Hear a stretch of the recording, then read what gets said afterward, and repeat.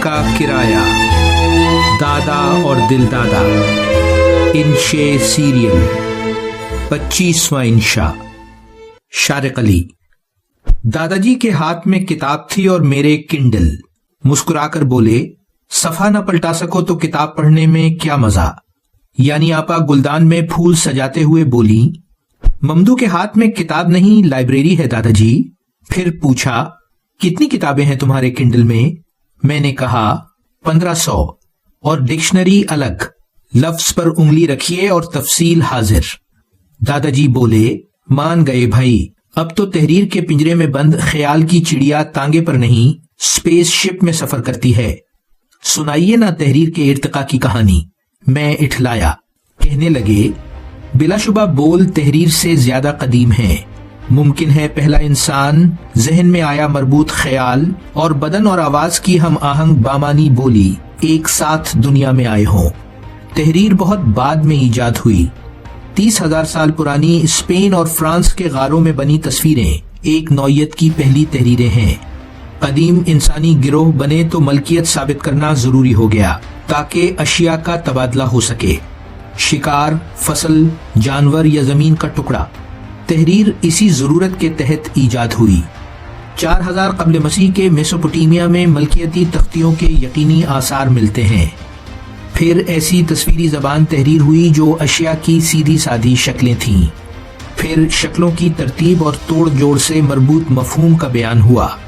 آخر کار حروف تہجی ایجاد ہوئے جو صوتی اظہار سے جڑے ہوئے تھے۔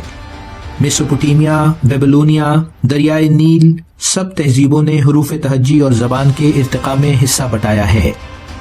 یعنی آپا نے لون کے رخ والی کھڑکی کھولی تو تازہ ہوا کا جھونکا اندر آیا۔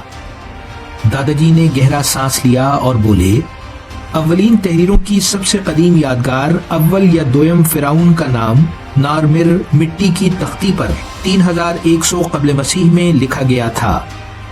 2400 قبل مسیح میں پیپرس ایجاد ہو کر جب 650 قبل مسیح میں یونان پہنچا تو باقاعدہ کتابیں لکھی جانے لگیں۔ ادھر چین میں 400 قبل مسیح میں ریشم سے بنے پارچوں پر تحریریں لکھی گئیں۔ اسکندریہ کی لائبریری کا قیام جو 290 قبل مسیح میں ہوا نے تحریری علم محفوظ کرنے میں اہم پیش رفت کی۔ بندرگاہ پر لنگر انداز ہر ملک کے جہازوں پر لازم تھا کہ لکھی ہوئی سب تحریریں لائبریری میں نقل کے لیے پیش کریں۔ یعنی آپا نے گرم چائے دادا جی کو تھماتے ہوئے کہا، 100 صدی عیسوی میں چین میں سبزیوں سے بنی کاغذ کی ابتدائی صورت سامنے آئی۔ 500 برس بعد یعنی 610 صدی عیسوی میں کاغذ کی صنعت چین سے نکل کر جاپان اور پھر 700 صدی عیسوی میں ایشیا تک پہنچی۔ گوٹنبرگ نے 1439 صدی عیسوی میں پرنٹنگ پریس بنا کر چھپی ہوئی کتابوں کے ذریعے علم عام آدمی تک پہنچا کر انقلاب برپا کر دیا۔ اور پھر آج کی دنیا تو علمی انقلاب کی ایک ولولہ انگیز دنیا ہے۔ کمپیوٹر، ڈیجیٹل کمیونیکیشن اور ان سب کی بنیاد مائکرو چپ کی مدد سے اب حروف، تصویر یا آواز کی صورت میں معلومات تک رسائی، اس کا برتنا، اسے محفوظ کرنا اور دوسروں تک پہنچانا جس قدر سستا اور آسان اب ہے پہلے کبھی نہ تھا۔ گویا سواری اسپیس شپ پر اور کرایہ تانگے سے بھی کم جاری ہے۔ ویلیو ورسٹی، شارق علی۔